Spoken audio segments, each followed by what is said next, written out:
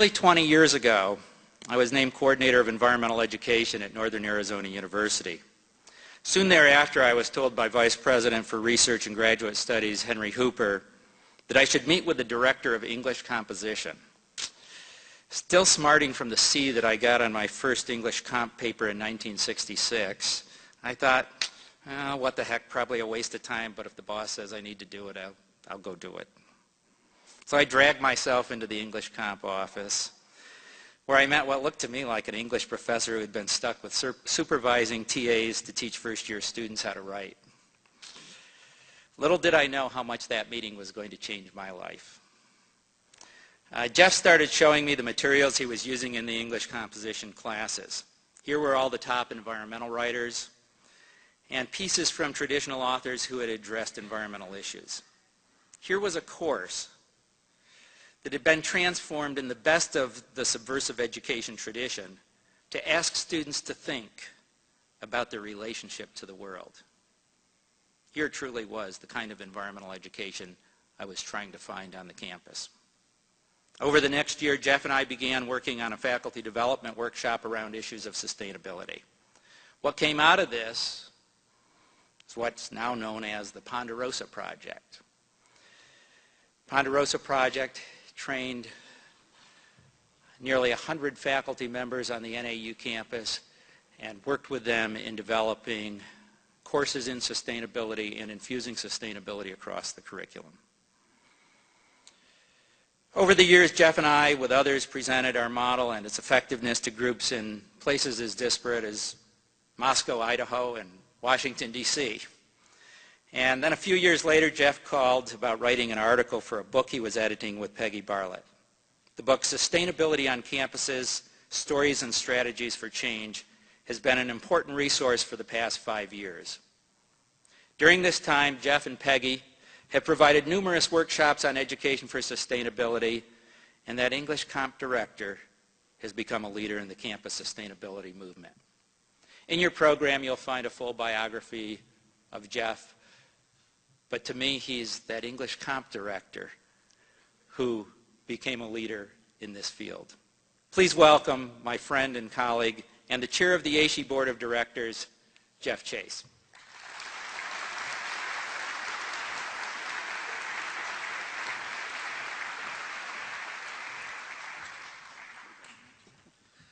Thank you, Paul. That was very kind. Paul and I do go back a ways, and we have been great collaborators, and it's been wonderful working with him. I want to thank you for being here this morning. I know it's early, and it's great to have you here. It's great to have a chance to talk to you a little bit about curriculum. All of us in higher education, all of us here, are committed to using higher education as a tipping point, as a lever to engage in a more sustainable future.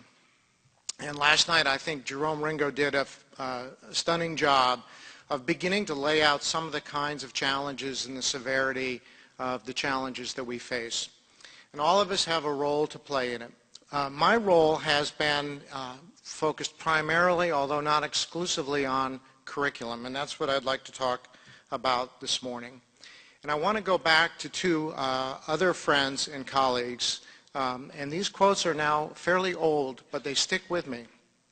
The first is from David Orr. This is from Earth and Mind. I think many of you probably know this book. And David's assertion is that the kind of education that is going to get us where we need to go is not the kind of education that has gotten us where we are today. We have to change education if we're going to change the world. In my own language, I might say that what is really called for here is a second-order change. It's not change within the system, it's change of the system. And the other quote from Tony Cortese, the executive director of Second Nature, which this is also quite an old quote now, but I think is still true, is that is still very true today, is that sustainability education is about everything in the curriculum, not just about one part of the curriculum. This morning, what I'd like to do briefly is talk about past projects. I'm going to come back to the Ponderosa project that Paul mentioned and talk about that a little bit. I'm going to talk about lessons learned. We've been engaged in curriculum change, many of us now, for quite a few years, and I'm going to talk about very briefly some of the lessons that I think have come out of that. And then I'm going to end by talking very briefly about where I think we need to go and the challenges that are still out there. And I wanted to start with another quote, Mary Catherine Bateson. Teaching students today is like teaching them to live on a planet we have never seen. And I think many of us have engaged lately in predictions, and we read reports that say this is going to happen or that is going to happen. We speculate about what's going to happen. The only thing that I'm sure of is that we don't know what's going to happen. That whatever happens is going to be, to some extent, a surprise. How it manifests itself, where it manifests itself, how it unfolds, how it plays out, none of us can know that for sure. And I was thinking earlier this summer that when I sat around my dorm room back in the 60s and talked about what was going to happen in the world, and it was focused on a number of social issues that many of you were focused on, an event like Katrina never occurred to me, nor did an event like 9/11 occur to me. There are all kinds of things that emerge that we can't predict. And so the education that we provide our students today really has to be education that's flexible and open enough to prepare students for things that we cannot imagine are going to happen. When we began Paul and I and a couple of other colleagues from Northern Arizona University began the Ponderosa Project back in 1994, I think was where we started it. The conversations began a little earlier. We began with three assumptions, and these three actually have stuck with me over the last 16 or so years. Sustainability is not the responsibility of a program. It is the responsibility of the university. It is, as to come back to Tony Cortese's observation, it's really a part of the whole curriculum. Another assumption that we went into that project with is that faculty invited to take part are experts regardless of their disciplinary background. And let me explain this, because sometimes I've said this and people have said, well, wait a minute, not everybody's an expert in sustainability. That is true, but everybody is an expert in their discipline and how they get to integrate sustainability into that discipline.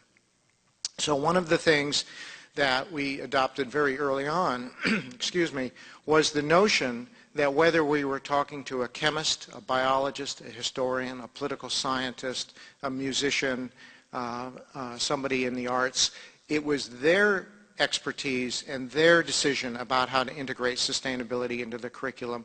It wasn't our role to hand them a kind of pre-scripted piece and say, this is what you must do. And then the third assumption was that building relationships among faculty is key. And this goes to a sense of community, of building community, because at the end of the day, sustainability is really about that. Those three we have stuck with. And as Paul said, we worked with about 20 faculty a year over about almost a 6-year period. There was 1 year that we took off there. From a range of disciplines. We figure over the course of the Ponderosa project, somewhere between 100 and 140 courses were revised to include sustainability. We don't really know how many courses were revised because on occasion we'd run into a faculty member 2 years later who said, you know, in addition to changing the one course I said I was going to change, I've now added this to another course over here. And so we know that the impact was quite significant. Initially, when the program began, we wanted, in a sense, the biggest bang for the buck, and so we said that to reach the most students, we wanted to make sure that these were general education courses. Over the life of the program, we eventually changed that and began to invite faculty who were teaching at the graduate level and the upper division level as well. The Ponderosa project lasted from about 1995 to about 2002. The last year of the Ponderosa project, my colleague and friend Peggy Bartlett came out from Emory University. She and I and Paul and others had met in Atlanta at a meeting about higher education and sustainability. And she was intrigued by the Ponderosa project, and she said, "Can I come out and take part?" I said, "Absolutely."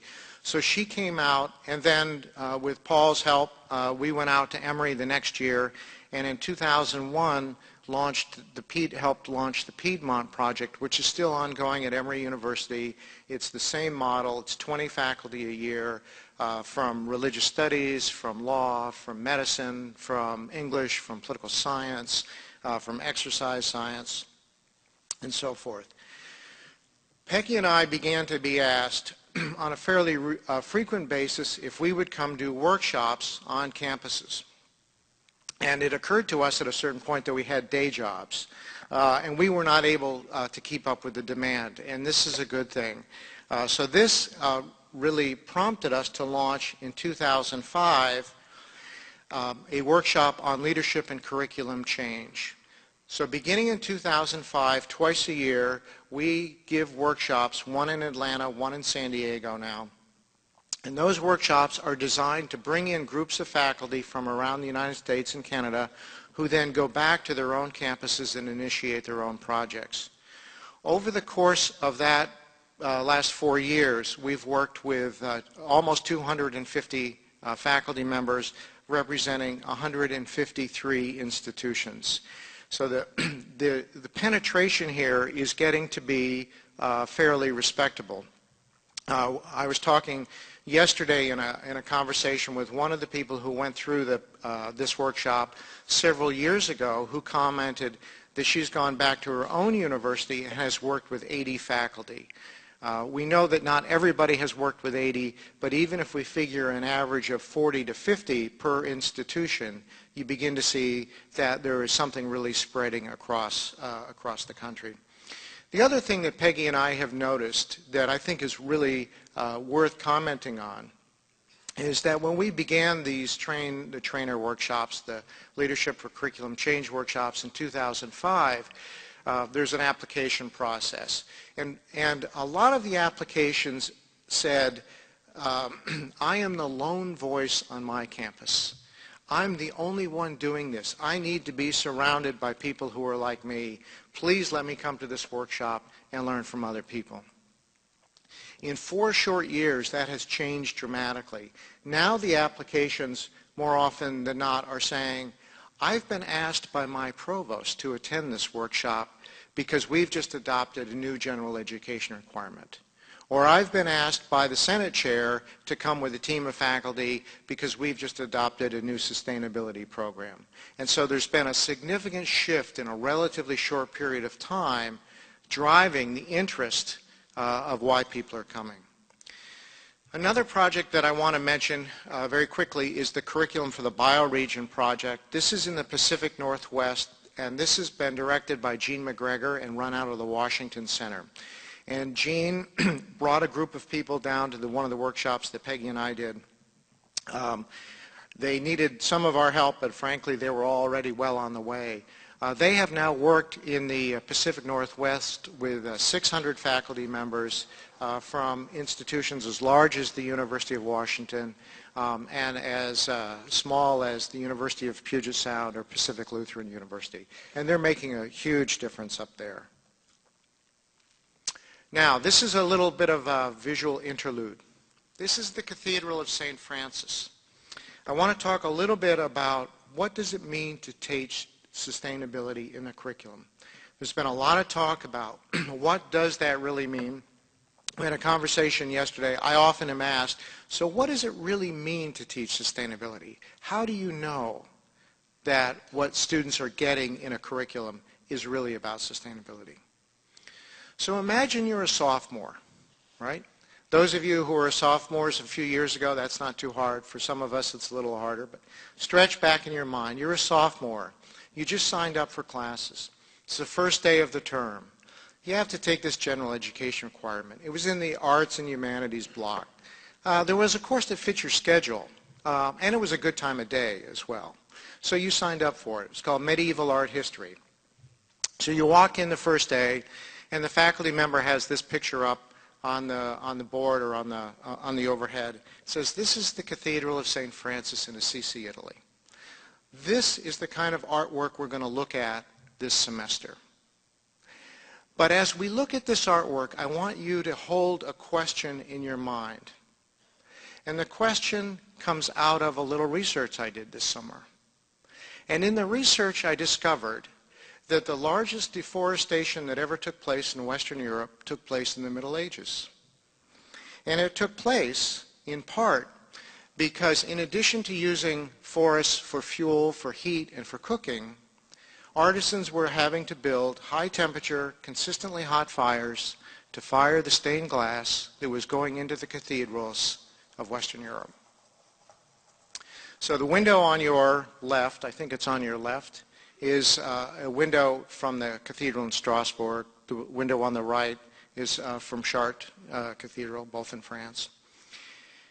And she asks you to think about what is the connection between art, faith, and the environment. And to hold that as you look at these cathedrals and you look at the way these cathedrals were built, what they meant to the community, what they meant to the faith community, what they meant to the art community, and what they meant to the environment, to keep coming back to that question. At the end of the semester, after looking at a good deal of medieval artwork, the final assignment is that you are to write a paper, and you're to visit a place of worship. And this is in Flagstaff, Arizona. And as you visit this place of worship, you're asked to write about how does art, faith, and the environment come together today in a place of worship in this town in northern Arizona. This is the Catholic Church in downtown Flagstaff. It is an interesting sample because a student would very quickly know that the rock is local, the design is not. Gargoyles are not indigenous to Flagstaff, Arizona. The rock, however, is. So in writing this paper, you're having to bring together this sense of how does the history, how does the faith, how does the environment, how does it all come together? Another one of your classmates goes out, and this is on the road to the Grand Canyon, just north of the San Francisco Peaks, to the Chapel of the Holy Dove, which on a heavy rainstorm can hold maybe 12 people. And it's made out of pine. Those are ponderosa pine around it. And that student, that colleague of yours, writes about this worship space. How does its design, how do those materials reflect that history, that faith, that environment? And another student goes down to Sedona, Arizona, which is not that far away, and finds the Church of the Red Rocks down there, which is made of concrete, very different kind of design, but obviously there are identifiable pieces here that can be pulled out. And that student says, so what is the connection here? This was one of the courses that got changed as a result of the Ponderosa project. And one of my frustrations this morning is that I can't talk to you about all the courses that got changed there, as well as the ones that have been changed at Emory University, at Santa Clara University, at St. Olaf College, at Penn State, all over the country. What did we see in that project, and what do we continue to see? One of the things that we see is that faculty members bring in new content. They bring in new assignments, new readings, new things for the students to think about. But one of the other things we've seen is that faculty members change their pedagogy. That it's not been a project that has resulted just in a change of here's more information and I'm going to take this out of my course and plug this information in. And it's not just here's more information, I'm going to lay it on top. I'm also going to teach differently.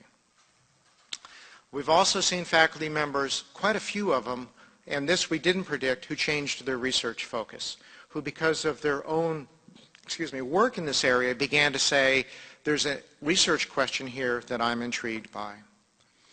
We also saw a focus, and we prompted this, on learning outcomes. In about the third year of the project, we began to ask ourselves the question of not what is it that we're teaching, but what is it that our students are learning?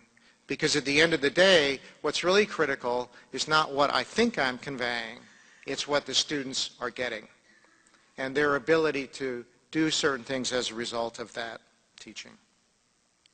And then the fifth piece that has emerged again and again and again is a focus on place. Using the place to make these connections. So even in that medieval art history course, which is about medieval art in Western Europe, the faculty member changed the course to come back to this place being Flagstaff, Arizona, to make those connections. This represents something of a paradigm shift, I think. We also saw that these courses began with questions rather than coverage. Rather than saying, I need to cover all of this material, I'm going to start with an issue, a problem, a topic, a challenge that we need to explore together. The other part of the paradigm shift we've seen is that it is really about context and connections, place and problems. What emerges in this context? What emerges from this place? And then the other part of this paradigm shift, which I think is perhaps the most critical of all, is that we've seen again and again that it leads us to think about learning and ways of thinking. In other words, not just learning new material in old ways, but learning new material in new ways. Another way I would say this is helping students develop the habits of mind that lead them to ask a different set of questions about what they're studying rather than taking new material and looking at it in exactly the same way. Now let me talk about where we're going, where we need to go. A little over a year ago, the AISHE board and staff got together and drafted a strategic plan, which is on the AISHE website and I think is very powerful. Part of that strategic plan, by the way, had to do with STARS. And I can't tell you how proud I am of the work that the AISHE staff and leadership have done on STARS as it's been evolving over the last couple of years and has emerged this morning. It is really a first-class piece of work, and it is going to fundamentally change the way we think about what we do on campuses. One of the other goals we came up with a little over a year ago did have to do with curriculum, because we realized that where we have the long-term impact is really on the way students think. This was the goal we came up with. At least 10% of the courses offered in the United States at American colleges and universities will synthesize an understanding of environmental, social, and economic factors and allow students to apply that understanding to a real-world problem. Very specific kind of goal. Very specific kind of goal. The piece that I want to point to here is that 10% represents a huge number of courses.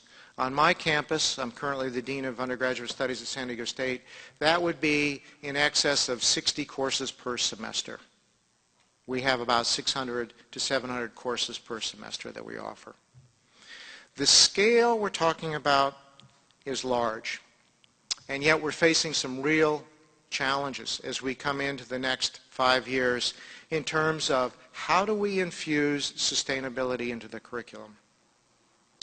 One of them is fiscal constraints, and some of us are more burdened by that than others. In California, we're particularly burdened by that right now. In some states and at some private institutions, that is not as much an issue. But generally speaking, nationally, we have fiscal problems.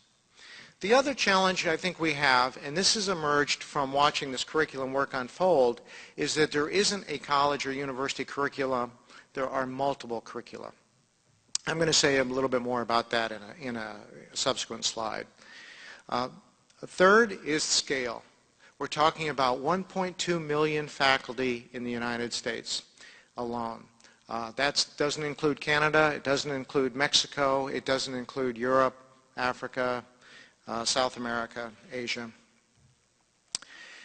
The workshops that we've done that are so effective are in one sense labor-intensive workshops. They take a couple of days to do. They're not quick fixes. But we have found that they're highly successful, partly because of the deep engagement that they allow faculty to take part in. But replicating that and scaling that up when we're talking about 1.2 million faculty is a significant challenge. The fourth challenge has to do with what I would call professional accountability and rewards. Some of us are in institutions where faculty members, where the reward structure is based around work in the discipline, not around changing your courses. And some of us have heard faculty members say, you know, if I'm going to get tenure, I've got to bring in a big grant, I've got to publish in a refereed journal, I've got to get out a book, I've got to publish chapters, I have to be on national panels, and yes, oh, by the way, I will change my courses. But the reward structure is a significant challenge for us. And then the fifth challenge, I think, is that we really have to continue to shift our focus on learning outcomes. And one of the things Paul didn't tell you is that the other connection he and I have at Northern Arizona University is around assessment. And actually, when I left Northern Arizona University, Paul stepped in and became the assessment coordinator or director. I don't remember what your title was. And one of the things that is real clear to us is that if we can bring together the initiatives around assessment with a focus on sustainability, we will have, in a sense, accomplished multiple goals simultaneously. We have to focus, once again, not on what we're teaching, but what on students are learning. I said a minute ago that there are multiple curricula. One of the things that I have found in conversations lately is people will say, what do you mean when you talk about sustainability in the curriculum? My answer now is, it depends. Which curriculum are you talking about? Are you talking about workforce development? Are you talking about general education? Are you talking about curriculum in the major? Are you talking about the co-curriculum? Or are you talking about standalone sustainability programs? And presumably, the outcomes will be different. What we ask a student graduating in chemistry to know about sustainability will not be the same thing that we will ask a student graduating in political science to know. Similarly, what we ask a student who is in a workforce development program to know about sustainability is not the same thing that we would ask a graduate getting a BS or a BA in sustainability to know. And so one of the challenges in front of us is to sort out what it is that students need to be able to do as a result of these programs and these courses that they're taking, programs they're in and courses they're taking.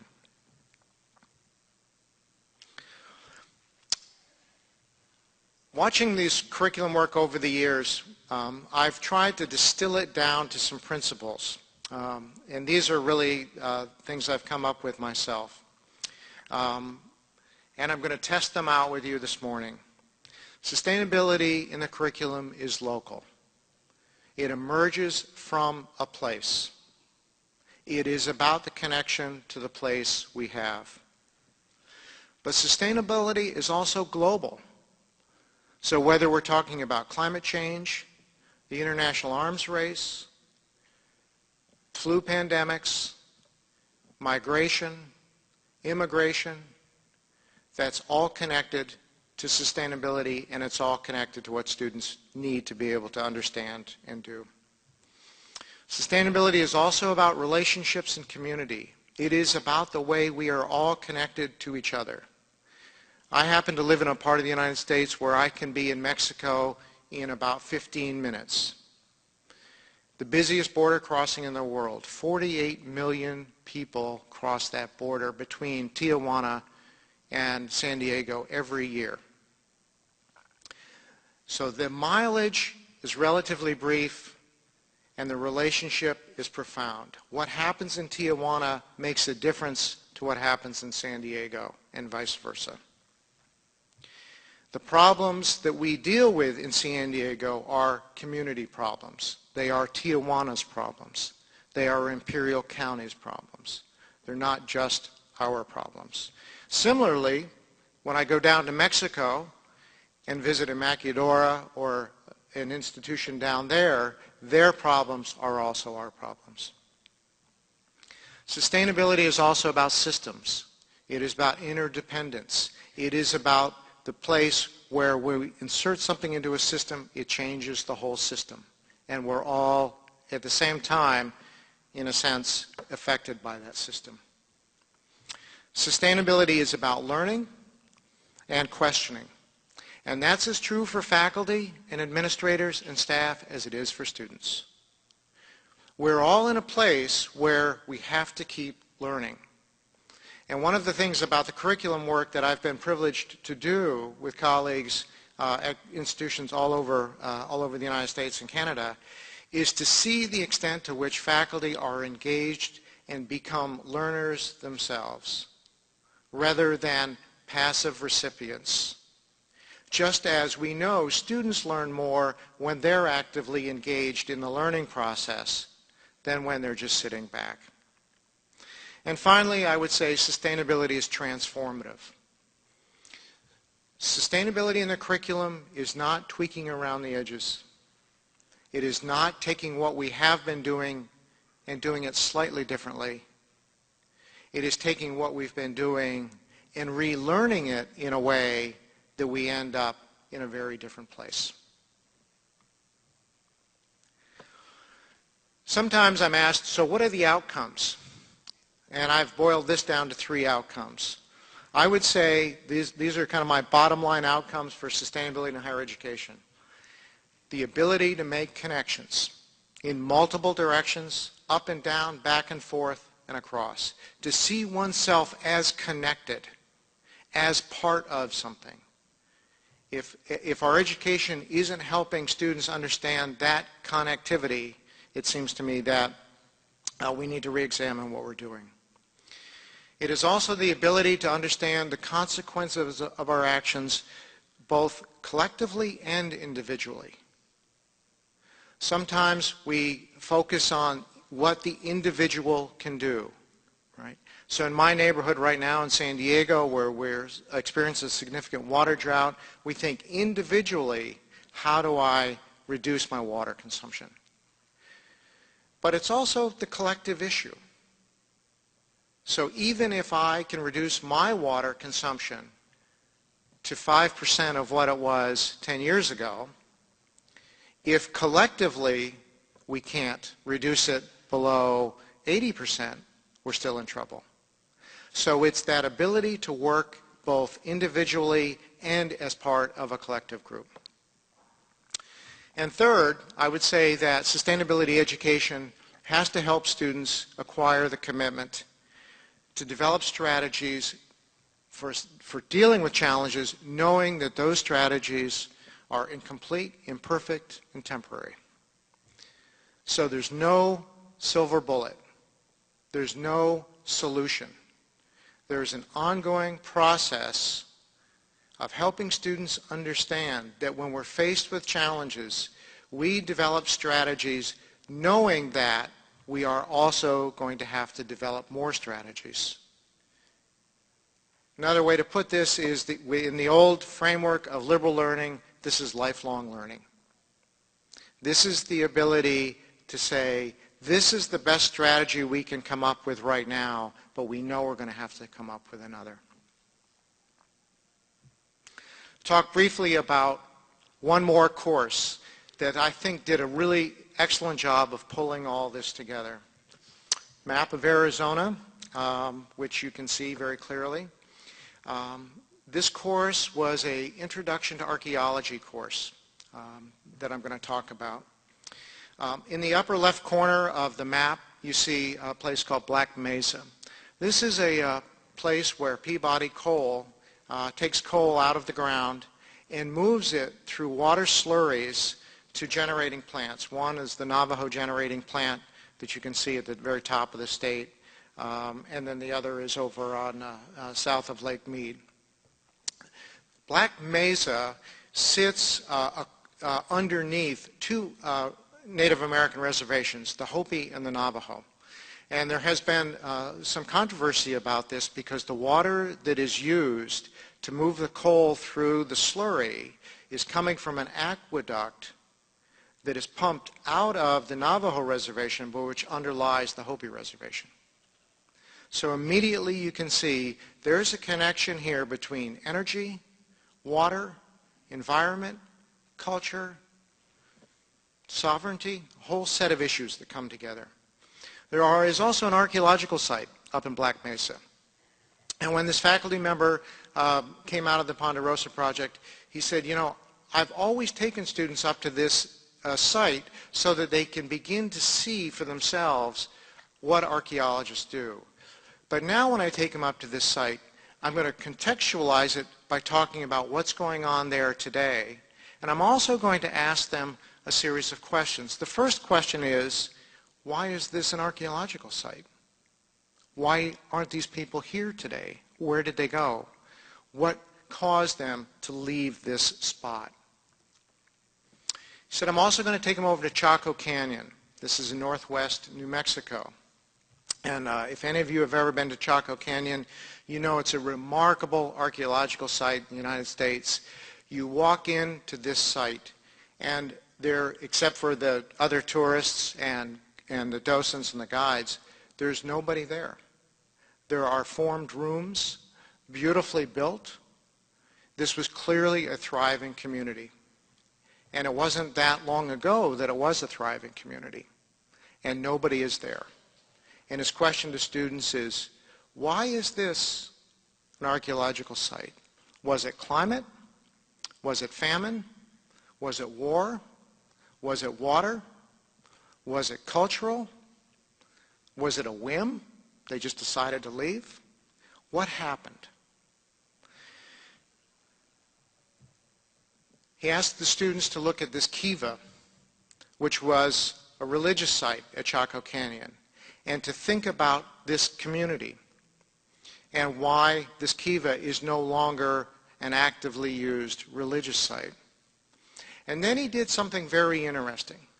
This was a large lecture class with about 150 students in it. And because of his work in changing this course, he decided to change not only these questions, but also to change his pedagogy. And he stopped lecturing 3 days a week, and he went to lecturing 1 day a week, and the other 2 days he broke the students into small groups and asked them to work through a series of questions. Because he said, if sustainability is really about community, then students need, first of all, to learn to work together in a community. Secondly, they need to think about the communities from which they come and to ask themselves a series of questions about those communities. And so he shifted his course from just content coverage to increased focus on active learning. This is Phoenix. This is part of Phoenix, Arizona, where many of these students would have grown up. And he asked the students to go from Chaco Canyon and Black Mesa back to in their minds to their own community and say, is this sustainable? How do we know this won't be an archaeological site? What are the constraints here? What are the opportunities? What are the challenges we're facing? Sometimes this is overwhelming for students. Sometimes it's overwhelming for us as we think about the challenges. So I also think it's important for us to sit back and reflect. And one of the other things we have found with these workshops is that reflection time is really, really important. So I'm going to leave you with this poem by David Wagner. Stand still. The trees ahead and bushes beside you are not lost. Wherever you are is called here, and you must treat it as a powerful stranger. Must ask permission to know it and be known. The forest breathes. Listen. It answers, I have made this place around you. If you leave it, you may come back again saying, here. No two trees are the same to Raven.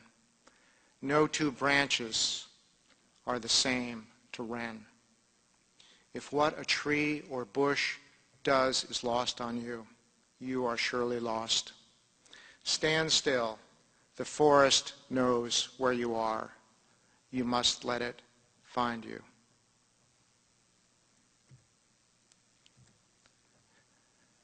Thank you, and thank you for all your work.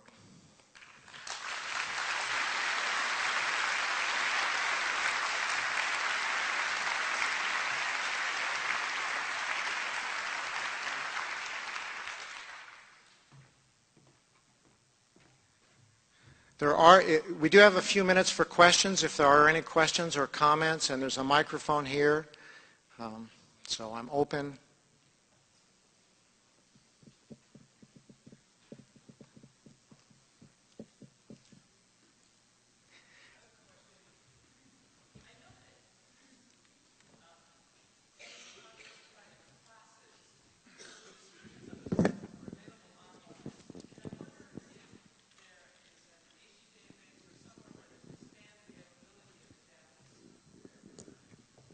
So the question is there a database of examples of these courses? There are actually multiple databases out there. If you go to the Piedmont Project, if you Google that, you'll find them. You go to the Ponderosa Project, you'll find some. There are some resources on the ASHE website as well.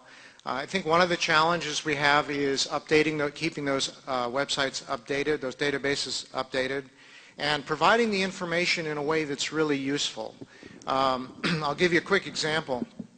If I showed you the syllabus for that medieval art history course, I'm not sure you would get that what it is the instructor is doing there.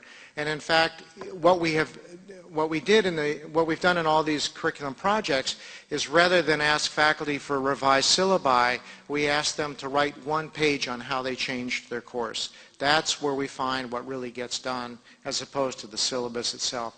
So part of what we're doing is trying to figure out how to do that. The other thing is I think we need to be able to tap into the work. We know a lot of good work is being done in this area across the country, and we need to create a template so that people can upload their own work into that because there's so much good stuff that we can draw on.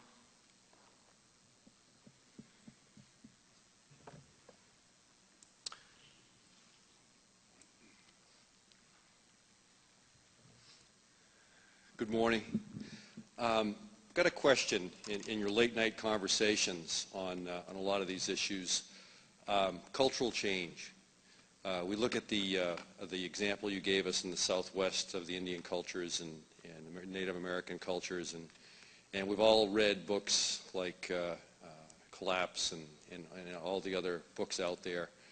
I'd like you to comment on the ability of sustainability efforts at creating systemic cultural change and how easy you think it's going to be for our current culture to maybe in some minds take a step back and go in a completely different direction.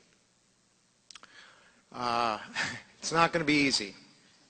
When you're talking about cultural change at the level that you're suggesting, I think it's incredibly difficult, incredibly time-consuming, and is a long-term process. I think I saw a quote, I didn't bring it with me this morning. I saw a quote from John Talmadge recently that I think captures this very well. And he says, sustainability is not a problem. It is an infinite game in which the point is not to win. Because to win is to lose. To win the game's over, right? So the point is engaging in a way and teaching students and ourselves engaging in the kind of practice that allows us to both be adaptive and to be effective agents for change. Because we can't control the world in a way that is going to solve all the problems. So how are we going to engage in the kind of thinking and the kind of practice that allows us to both affect change where we can, but also to react to it in productive ways in those situations that are going to arise anyway. Long-term cultural change is significant. It's early in the morning. Some of the stuff I'm reading these days about climate change and so forth is pretty sobering stuff. And it's going to be my granddaughter, right? It's going to be your grandchildren. And that's the piece that I think is pretty sobering for us. Jeff, Hey, Bill. thanks for that really helpful view about sustainability education that welcomes us all in and invites us to participate. I was surprised as you went down your lists of the various dimensions of sustainability education and the 3 outcomes that you didn't include explicitly a moral direction for the use of these. So you can understand how to make connections, you can understand the consequences of your action, you can develop strategies you're willing to modify, but go in the wrong direction. Doesn't sustainability education also have to give some indication of what the direction is and not just that it's sustainable? Yes, it does. Thanks, Bill. That's really a very helpful comment. I do think I was trying to capture that embedded in some of those, and if it doesn't come through clearly enough, I need to work on those more. But absolutely, but part of what I was trying to get at with the sense of connection is that's where the moral piece comes in. So it's not just recognizing a connection, it's also living out of that sense of connection so that what happens in Tijuana, what happens in Sri Lanka, what happens in Bangalore, that the connection is deeply enough felt that it has that moral weight to it. But it may be that we have to be more explicit about the moral part of it. Yeah, hi. My name's Eric Foley from Penn State University, and so I was surprised that you didn't. I loved your presentation. I appreciate it very much, and I was surprised though that you didn't mention the role or the potential role that corporations or also the nonprofit sector or government, that is employers, could play in helping to craft sustainability curriculum. That is, starting from what they're looking for and then sort of rolling that back up into the curriculum offerings.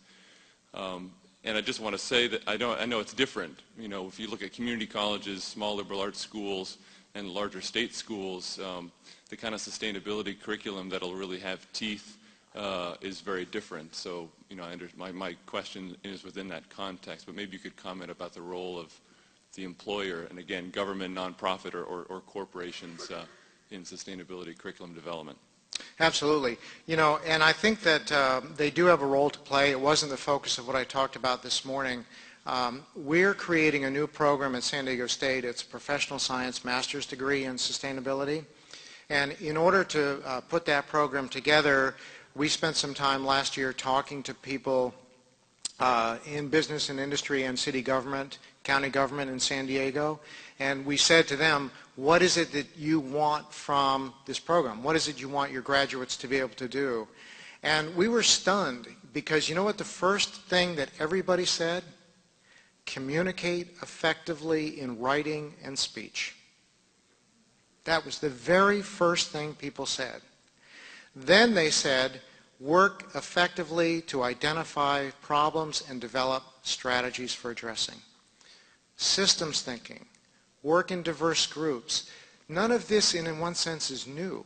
This is what the business community has been telling us for years. And so I think there is a natural alliance here. And I think that we can bring together that kind of pressure, if you will, or that kind of encouragement, maybe that's a better way to put it, from the business and the government and non-government agencies to say this is what we need to do. One of the things that I've commented on, some of you perhaps are familiar with the essential learning outcomes that have been developed and disseminated through the American Association of Colleges and Universities. It seems to me that those essential learning outcomes are entirely compatible both with what employers want, what higher education wants to deliver, and with the sustainability agenda. There's no disconnect there. It's a matter of bringing those together.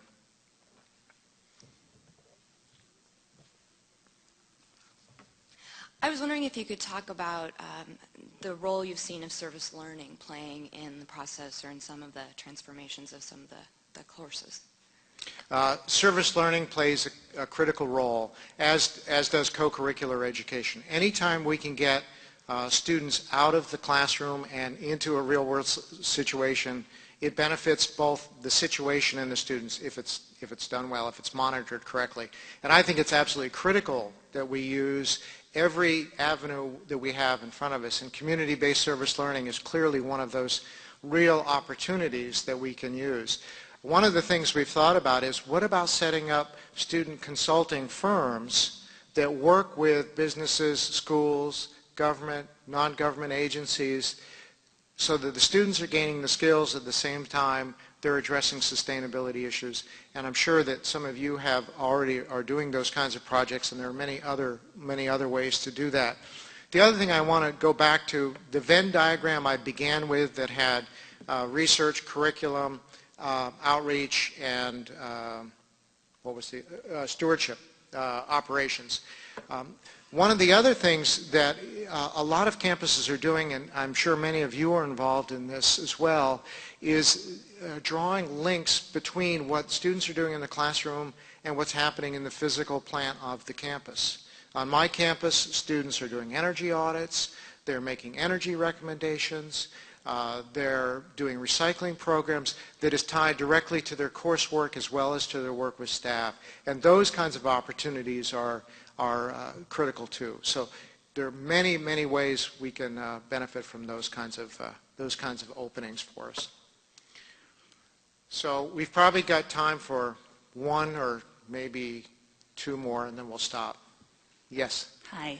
I was really interested to see the outcomes of the Ponderosa project and the Piedmont project. I'm wondering about the process. I don't know a lot about this project, and I'm wondering, what do you do with these folks to engage them in the curriculum development to get to these outcomes? Let me answer that very quickly. We decided early on that the key part of these workshops was going to be the conversation with faculty the faculty had with each other. What we didn't want to do was have faculty sit for 2 days and listen to a series of lectures by experts on various topics. So what we did was we did bring in outside resource experts. We didn't let them talk for more than 30 minutes. That drives experts crazy, by the way. One of them once turned to me and after one of the workshops and said, "Jeff, you don't understand. I've got important things these people need to know." And he does. But it was really about a kind of moving back and forth from, here's 30 minutes of information, now talk amongst yourself. Here's 30 minutes of information, talk among yourselves. We did that for 2 days, and we didn't expect faculty to change a course in 2 days. So coming out of that 2-day workshop, we then gave them about 8 weeks to change their course, to go back, reflect, do some more work, do some more research, and then come back and say, now this is how I've changed my course. And that's when we saw the significant, in a sense, the significant buy-in and the significant connection. One of the things from the workshops that's universal, every workshop I've been involved in, is on the evaluation forms, people always say, I never talked to my colleagues about these issues before. And it was particularly if you're on a large campus, you may not even know who your colleagues are, because you're so immersed in the silos of your own existence, which we all are. Suddenly you're face to face with somebody in a completely different field. One of my favorite anecdotes is from a workshop at Emory several years back now. And in one of the small group discussions that was going on, I walked past a group of faculty. There was somebody from chemistry, somebody from the School of Divinity, and somebody from political science sitting there. And I heard the chemist and the faculty member from the School of Divinity say in almost the same breath, "So what do you do?" That's a great question. And what they began to talk about is, so if I'm going to do sustainability in chemistry, I'm going to do it this way. If I'm going to do it in this course on the Bible or on Judaic studies, I'm going to do it this way. Oh, so there's a possible connection there. So I could and I would be glad to, and Paul could too, talk to you in detail about the way we set these up. But that's how we did it. It's really about immersion rather than saying, here's the answer. Yes? Are the breakout sessions actually going to wait until 10 o'clock? Is that the plan? Are we going to take an hour off now? I just wanted to confirm that, because not everybody may have read the errata sheet. Oh, I didn't read the errata sheet. I didn't follow directions. So I don't know the answer. Does somebody have the answer to that question?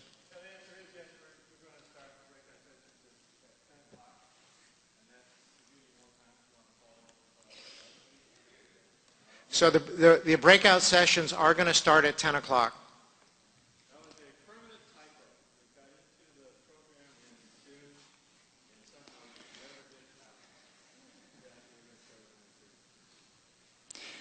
You haven't said a lot about research. We don't have at our universities departments or silos of sustainability. And perhaps one of the problems is that no one no one owns the problem of sustainability.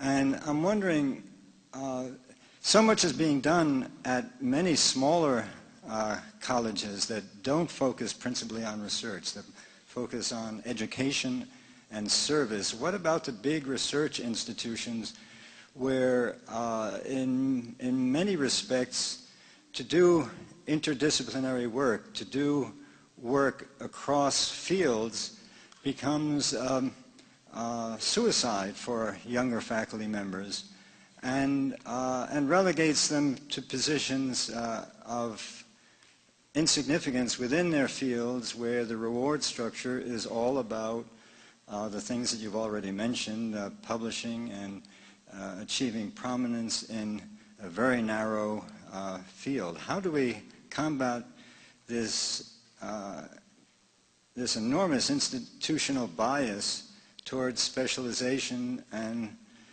in that sense, away from sustainability? That's a great question, and your observation is absolutely correct. Where we've seen, at least where we think we've seen the greatest change in terms of curriculum around sustainability is in the smaller institutions. And in fact, if I go down the list of the institutions that I'm aware of that have made the really significant changes, they tend to be the smaller schools, I would say under 5,000 students. That's not to say that there isn't work being done in the curriculum at large state schools, large comprehensive universities, but the scale issue there, in addition to the research focus, are both significant challenges for us. The scale, because as you can imagine, if we get 3 faculty members from a school of 2,000 or 3,000 students who say, we're jazzed about this, we want to work on our campus to affect this kind of change, 3 people can have a huge impact. 3 people at a large campus, in the Big Ten, for example, or in the Pac-10, aren't likely to have as much impact. The other piece that's challenging is, as you suggest, the disciplinary rewards piece. And young faculty members at my campus are told very clearly that if they want to achieve tenure, they're going to do it through, as I said already, grants, publications, etc., and their scholarly or creative achievements. And that is a challenge. We are talking at ASHE, and I didn't go into it this morning, but we are talking about a national strategy to try to get at that to some extent. One way to do it is to do it by kind of institution, because we also know that institutions tend to respond to like institutions. Right? So for me to go to, let me use an example here of a good friend of mine, Bill Troop, who's the provost at Green Mountain College and is on the ASHE board. Bill asked a question earlier about the moral component of this. I can use the great work that's been done at Green Mountain to affect change on some campuses. It's hard to use it to affect change at Ohio State because the constraints are so different. The scale is so different. It's not to say one's good and one's bad or one's right and one's wrong. It's just different. And we all are familiar with that. So one strategy we're talking about is how do we get at that, the kind of institution. The other strategy we've talked about is how do we start linking more explicitly with the disciplinary associations so that we're doing workshops in conjunction with the American Historical Society, with the chemists who come together, with the psychologists together in those professional meetings. Because that's the other way to get at this. It doesn't get at the interdisciplinary part of it, but it does get at the sustainability part of it. But that is a significant challenge. It's a great question. Once again, thank you very much.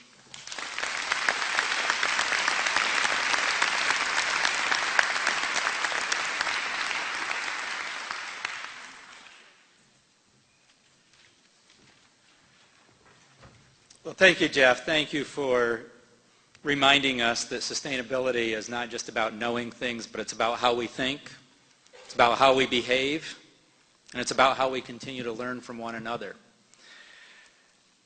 Connection and connecting the dots. I can remember back at some of the early workshops Jeff and I did together, he would always pull out a piece for us that he would read to us, hand out to us. Only connect. And I think that's one of the things we've learned in the sustainability work, that it's really about connection. So as you visit the expo, as you attend the various sessions, as you have an opportunity over the next 45 minutes or so to have conversations with one another, think about the challenges we face in connecting the dots, not only for ourselves, but the challenges that we face for connecting the dots for all the people in our institutions. It's not just the students, it's not just the staff, it's not just the faculty, it's not just the administrators. It's connecting all of those dots among all of us. That's the challenge we face, and here's an opportunity for you to do that. Here at ASHE, and here at the Ball State, Greening of the Campus 8, Embracing Change, you have opportunities to connect with one another and connect those dots. In a few minutes, Jeff will be in the back of the room, that back corner of the room, to sign books and to have further conversations with you. And we hope to see you soon at some sessions. Again, for those of you that are interested in signing up for STARS or getting more information about STARS, the STARS Garden will be open at noon in the expo hall. You'll see it just as you go straight in, and our staff will be there to assist you. Thank you very much.